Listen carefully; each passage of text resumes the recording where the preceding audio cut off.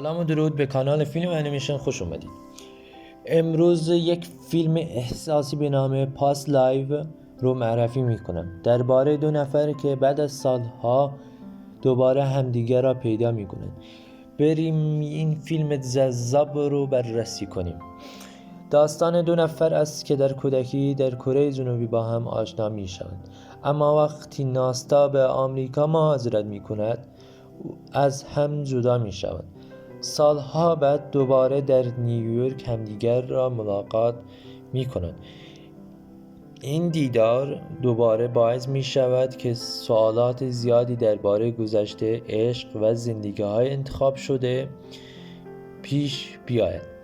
فیلم داستان درباره رابطه‌های پیچیده، ارزیابی و اینکه چگونه گذشته می تواند بر آینده تأثیر بگذارد. دوستان خوشحال میشم لایک و سابسکرایب کنید و زنگوله کنارش هم فعال کنید که از ویدیوهای جذاب دیگه جا نمونید.